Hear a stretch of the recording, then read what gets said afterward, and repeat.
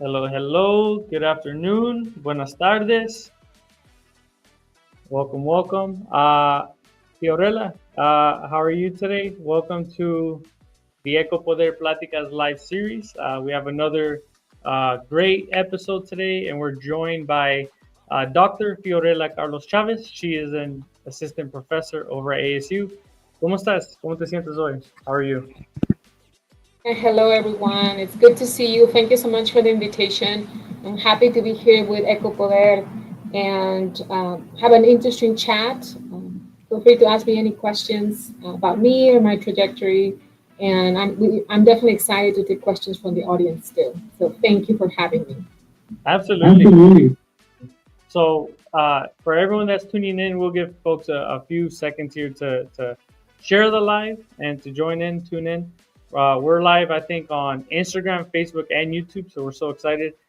If you have any questions, or if you think of any questions, or just want to engage further with our special guest here, she is a researcher and she's someone that has been doing work in the community, especially with the migrant farm worker community. I know a lot of Latinos, our roots go back to agriculture.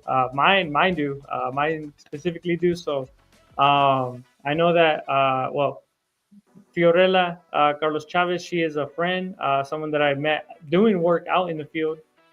When I met you, I was in Arizona. I was in Yuma, and I believe you were coming over into Arizona as well. You were doing research. How is that going along? I think you've been doing that for 3 years, if I'm not mistaken. 2023, and I moved from Missouri. So I moved from Missouri to Phoenix in the end of summer of 2021. I accepted the position of assistant professor at Arizona State University. So, working in the research with migrant farm workers, looking for the community well-being, probably it's going to be close to 5 years. Yes, and establishing relationships with the community about 2 to 3 years. Yes, I know it's been a while. You went down to Yuma Valley. You met some of the workers. I mean, it's different. Porque ahí en el Valle de Yuma es una comunidad de la frontera, right? It's a community on the border, literally the wall. And I know for me, it was eye opening just to hear about the stories of workers waking up at 3 in the morning to cross the border. Para formar línea to make line to cross the border at 4 or 5 in the morning, begin work at 7, come back, cross again at 2 p.m. They're back home by 5 p.m. back on the Mexico side, and then you repeat that every single day, especially during the peak harvest season, which is over the winter here in Yuma. ¿Cómo te pareció Yuma? How was Yuma for you? San Luis, which is that town right next to the border, it's a very unique town. I liked it a lot. And it's very open. It's very hot. The times that I've been there, it's been very hot. And then just you see the reality of workers crossing every single day, like 24/7. There's not a time when people are not crossing. And you're right. I mean, the city or the town comes back to life. It's alive every day, but predominantly, I would say, when people are leaving work and going back home, but also around 2:30, 3 a.m. in the morning. That's something that it is eye-opening if you don't know anything about farm workers. That will be the times when people are crossing. So you want to be on time in order to find work, let's say, Arizona side. And they just have to wait to be picked up. And 6 a.m. But I remember that because my student and I got there. I didn't know this, and he kept insisting like we need to go there close to 2 a.m. And I said, no way, why? And we got there 5:30, and it was too late. It was almost empty. And the youth, the adolescents we got to talk to, and the adults as well, they were the ones who couldn't find job at that time. So they stay with their other friends. They kind of like, well, maybe tomorrow will be a better day. And it was just opening how we tend to think our 9 to 5 as a standard when we have other of our brothers and sisters who don't have the 9 to 5. They have a whole different schedule. So it was very humbling for me. Well, for everyone that's tuning in, thank you so much for joining and for being a consistent listener of this live stream that we've been hosting. Right now, we're doing it once a month.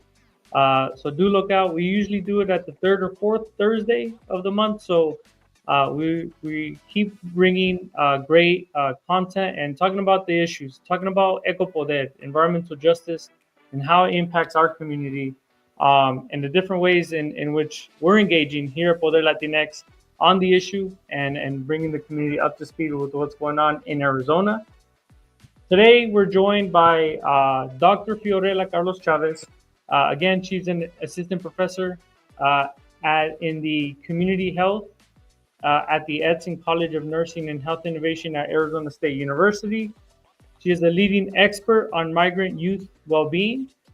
She researches how work and family stressors impact the mental and physical health of adolescent farm workers. She has served as a principal and co-investigator on privately and state-funded research grants, and is a consulting editor for Latinx Psychology, Cultural Diversity and Ethnic Minority Psychology, Journal of Research on Adolescence, and the Journal of Clinical Child and Adolescent Psychology. Her pioneering mixed methods research advances health equity for marginalized communities. Fiorella, welcome to Eco Poder Platicas. How are you today? Thanks for having me. And to your audience, yes, I am a researcher. I got my PhD from Florida State University, and I'm here to share with you part of my work. Happy to answer any questions you may have, and also to demystify the belief that doctors and researchers will wear this white coat. Um, Doctors and researchers can look like me. So, hello, everyone. That's so exciting. I love that. I love that. I love to say that I was a straight A student, and education was the way out for me as a first generation migrant student. It's great to see a face like yours joining us, but also being a leading voice in academia and always representing and speaking up for our community, letting us know where we're going wrong and how we can move forward together. Uh, Fiorella, obviously the work that you do is tedious. Years of research, of expertise, of uh, trying to understand the details just to make an estimation, just to make an educated guess, ¿verdad? What keeps you grounded in the work that you do? What inspires you to do research on the topic of health equity? I think the most important part for me to remember is that I feel responsible to do this kind of work. I think sometimes when I was in grad school many years ago, I used to feel maybe somebody else will come up with these questions. Maybe somebody else will also care about migrant farm worker youth and migrant farm worker adolescents and farm worker families. And I came to realize that nobody will care about the issues that matter to you like yourself. I think we tend to believe that, oh, somebody else is going to develop this idea. And my call to your audience is if you have an idea and you have um, a mission or an inspiration that you want to pursue and you think like, oh, everybody's going to do it anyways, I will say no. I will caution against that. If you have an idea and you care deeply about an issue with your community, especially, you should take the lead. And I know it seems like it's too much to ask, but I used to be under the impression that somebody else is going to do it anyways. I was so wrong.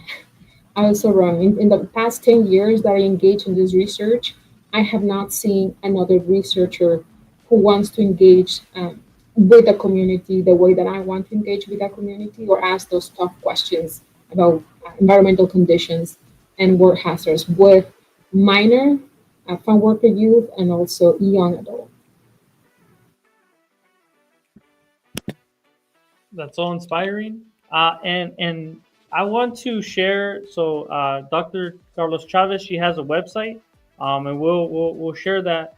We have a lot of young people. We just had a summit where we had students from Arizona State University joining us. We've also worked with students from Arizona Western College. If you're a student or if you're a young person that has passion, is working on a research project or proposal, or even a project for school, high school or college, if you want to connect and you want guidance or just support with the work that you're doing, reach out to Dr. Carlos Chavez. And I know that she's mentored students in the past through the fellowship programs that she's led. I don't know if you want to give a quick tip for students that might have that kind of passion. Absolutely. I was a student myself, believe it or not, many years ago. And I remember I, I was an immigrant, so I came to the United States from Peru. And my parents were not in the country when I went to college in Virginia. I was very lucky to college. Yes, I got scholarships to do it, but nobody teaches you how to navigate the US. Like, listen, there's some things that you say and you don't say. Here's how, and here's what the homework is about, and here are these social interactions that you need to be in the lookout and be aware of. Nobody teaches you that. I'm lucky to have a mentor from Mexico, Silva, who was amazing, and she became my mentor, and she was a guiding force when I was in college. So from that experience, I saw that there's a lot of things that we don't know. And then if we're lucky, we'll get a mentor that will give us, as I like to call it, unsolicited advice. Sometimes we need it. I think that sometimes we do need that unsolicited advice, and it definitely makes a difference. So if you want to navigate college in a better, with a better position, if you're sometimes confused, like what's happening, why I'm not getting responses from my emails. Did I say the right thing or the wrong thing? I may have, I may be able to coach you. I may be able to have an answer for you. And I did that, navigating that system from undergrad to master's program to PhD, postdoctoral fellowship, and now I'm a faculty. I'm happy to connect. My students have definitely benefit from those one-on-one meetings in person, via Zoom. Now that Zoom has opened doors to connect across the country and around the globe, please feel free to reach out. Amazing. I want to switch topics real quick. So obviously you do a lot of research, and I really appreciate the perspective that you were sharing. That it takes a lot of work, a lot of research, a lot of experiments, a lot of deep conversations, and going back, reviewing the notes, just to try to make estimations of what we think is happening. Right, determining the causal relationship if A is really causing B. It's been a while since I've been in academia, so I don't remember all the terminology, but I really appreciate that, the way that you were explaining to me what it means to formulate an opinion, right? It's not just something that you feel, but it's something that you develop. It's something that you work on, and so you use the tools available to you to do that. So I wanted to share that this year that the Environmental Protection Agency, the EPA, that they're looking to rescind a 2009 finding. Basically, the endangerment finding, it just established that humans produce greenhouse gas emissions, and that these greenhouse gas emissions cause or contribute to climate change, right? That they contribute to rising temperatures. Um, what do you make of the EPA's effort to rescind the finding that was established as a scientific finding established back in 2009? What do you make of that? Why are they going back? Why are they questioning the science? What is your take on that from your perspective? Thank you, Jose. I think that there is an economic motivation behind those decisions. I think in the United States, we are very fortunate to have many choices. We're offered many choices every single day. And sometimes we're not aware of those, but having a choice like which car am I going to get, which one should I buy, you are bombarded with so many choices. And some families, some individuals are going to go for the offers that are more affordable, that are cheaper, and going to get save money. So when we're driven by that mentality, what's good for me, what's good for my pocket, we tend to let go, we tend to forget what is actually doing to us as a community. Options are, yes, helping our pocket. I don't have to buy this expensive car that it's good for the environment, but it's not good for me financially speaking, because we're always thinking about me, I. But if we start thinking about maybe in the future for other generations, this will not be sustainable. I don't believe we think about it now. It's being rolled back because people want affordable prices. People want what we call the freedom to choose.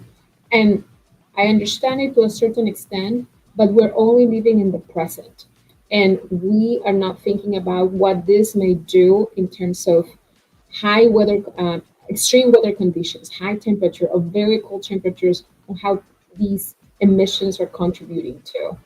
So I always think about, let's not just think about the present, let's also think about the future. Let's not only just think about us, what's good for me, but also what's good for others. You have done a lot of research on examining the various determinants that influence public health, workers' health, community members' health, particularly that of migrant and seasonal farm workers. How do you measure the impact of environmental factors on the impact on public health? How does extreme heat, water insecurity, and pesticide exposure affect the health and well being of workers?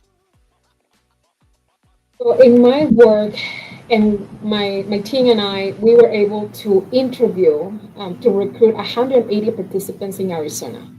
Majority men, so ages 16 to 25, so about 81% were male. And the remaining very small percentage, as you can imagine, female farm workers, predominantly, so 72% foreign born, and then a very small percentage, under 25%, who are US born. We are Our workers in Arizona are experiencing heat related illness. So my research found that at least 52% of workers have reported cases of heat related illness. And that's not good. That's not good that we are over time normalizing environmental hazards, that it is part of our job and therefore we need to put up with it. What I'm finding also is that there is the exposure of pesticides. So workers reported that in the last 7 days, there were about 25% of them, less than 30% of them reported that they were working near a field that had pesticide, that had been exposed to pesticides the week prior. So that's also not okay. And one of my one of my other findings in terms of mental health, because mental health needs to be spoken. We need to talk about what it is to have depressive symptoms, what it means to have anxiety. And I know that's still a taboo in US society and also in our communities. Um, so what I found was that out of the 180 participants, of them had clinical levels of depression. So that's 17% of our workers have clinical episodes of depression, that they're still going to work,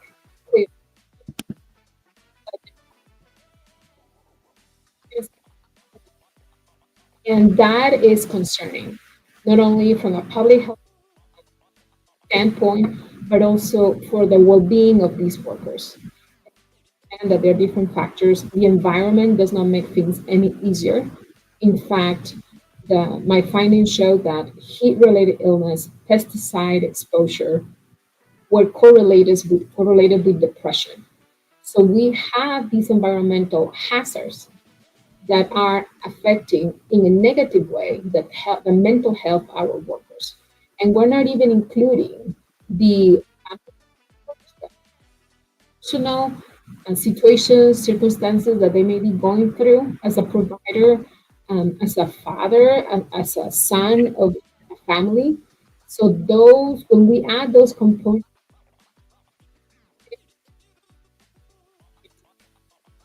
they're still, with everything that they're going through, they're still going to work.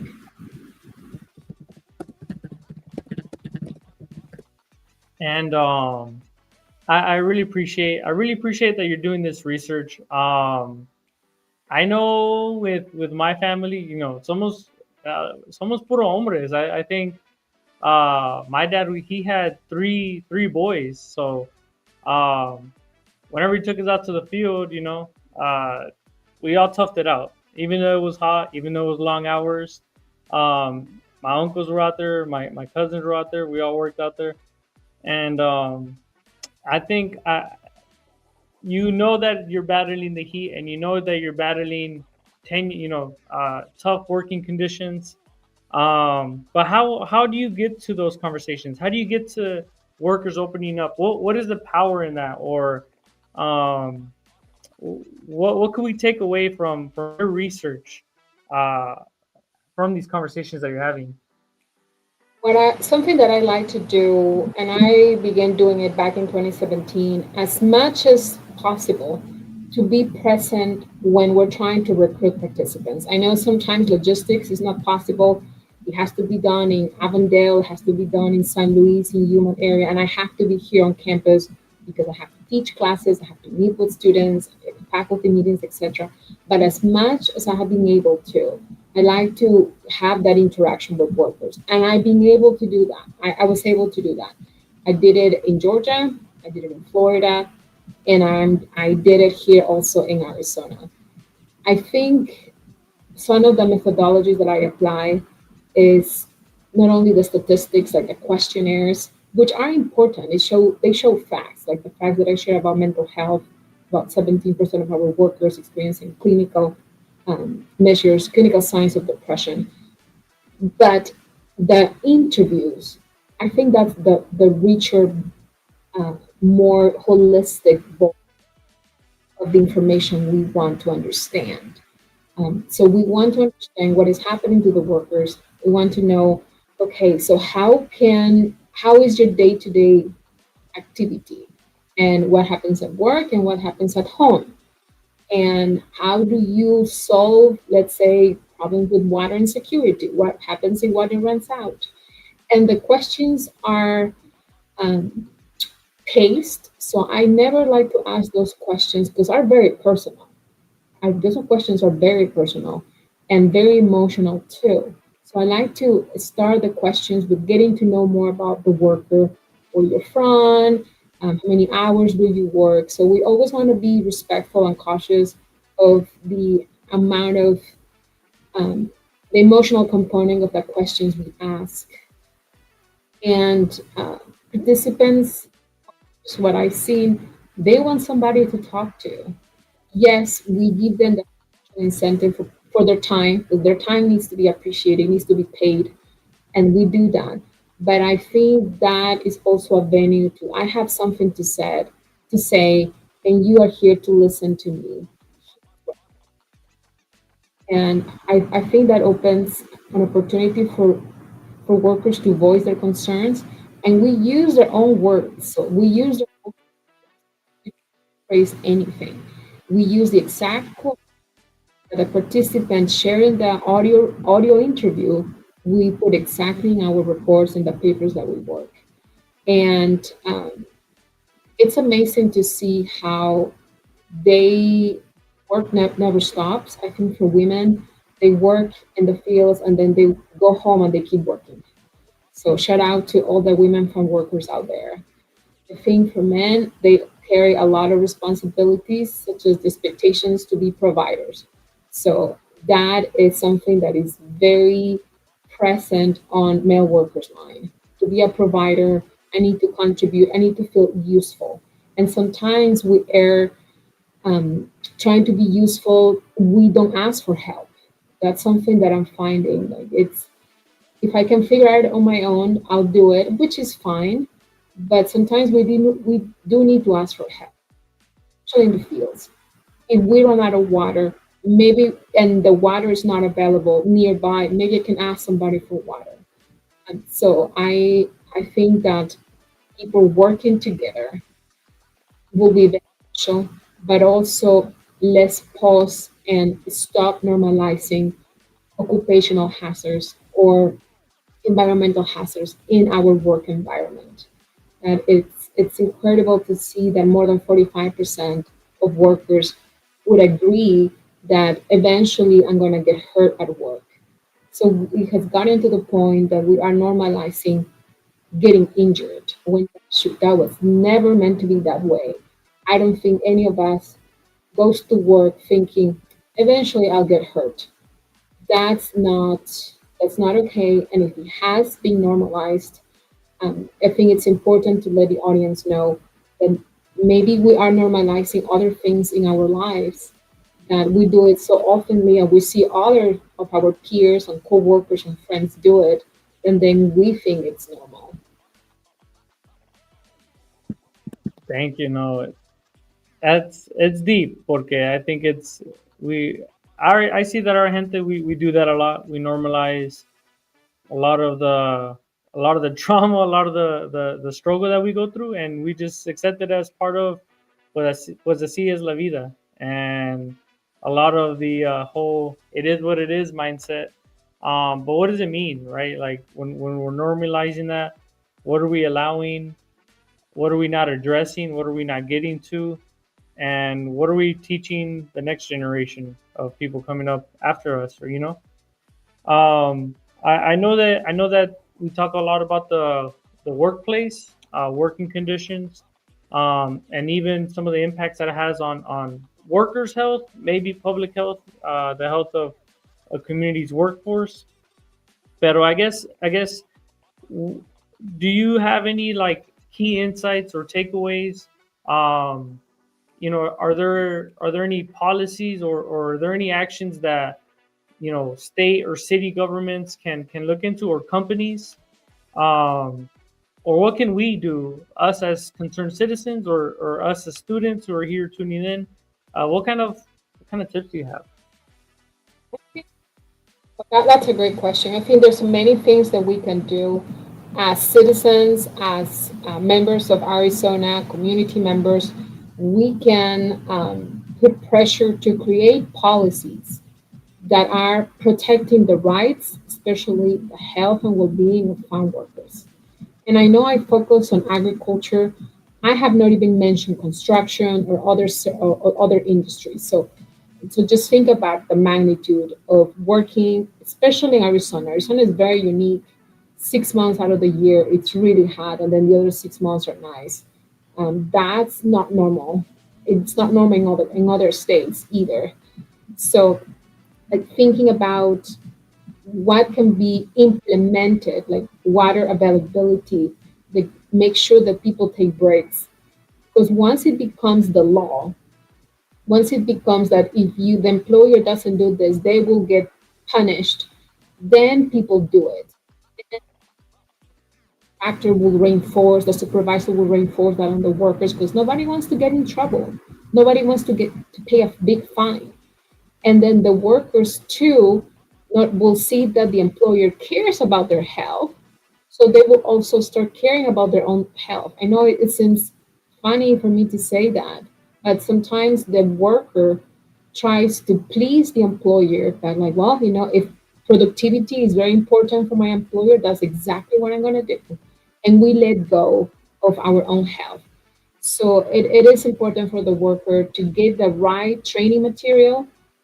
If they have some beliefs and assumptions about heat related illness, water, maybe I should drink a soda, maybe I have a coffee before I go to work.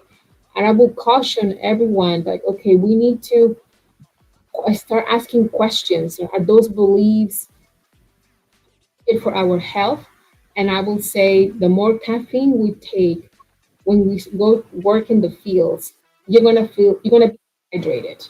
So rather than having sodas or energy drinks, I know they are needed, especially if you're sleeping a few hours and you're working, you're crossing at 2, 3 a.m. in the morning. I totally understand it. But also being aware that you need to drink a lot of liquid water to be able to work without being dehydrated in the fields. So my message is uh, two sides, the employer and the community, pressure on the companies to take care more of their workers, and also the workers to um, be provided the right training, to have these support from their peers. So maybe uh, mentor mentee relationship at work, having somebody who, hey, I've been doing this work for over 10 years. You just started yesterday. This, don't bend like this. Because it's gonna hurt your knees way. So there's a lot of things that we can also do for our next generation as well. Dr. Carlos Chavez. There is one question in the chat. I want to get to it real quick. If you have any questions, please do share and we'll we'll answer them quickly. I know that we're getting to the end of our live here. But the question that I saw in there was, how can the youth get more involved in this kind of work, in the work that you're doing? Definitely reach out to me. I can definitely put my email in the chat. Let me see if it will let me. Um, if you have the time and you're interested and you want to ask questions, so I want to understand what's happening with workers. Um, I want to have ideas. You want to test them. This is maybe the opportunity to do it. And not only at the scientific level, I also speak to a very humanistic level, a very human um, experience. So every third Friday or every month, I volunteer at the farm worker food distribution. So research is great. The work will still be here in my office, as you can tell, but also having that contact with workers. What can I do that is more immediate? I volunteer my time at the food distribution. I try to go there as much as I can. I have taken my students there as well, even during summertime. So I'll put my email in the chat. Thank you, thank you, Dr. Chavez. Um, see, and if there's any more questions, we'll definitely send them over to you and any students that show interest as well. Um, I am I am so grateful to be able to have been able to host you, to be able to invite you to one of our lives. I've known you for a couple of years, and I'm personally a big fan of the work that you've been doing. Whenever you go into academia and you look through and you're trying to find research articles on farm workers, on migrant communities, there's a big gap. There's not a lot of it on these communities, on migrant students. So you're really leading the way, and you're doing important work. You're opening the space for us to have these conversations.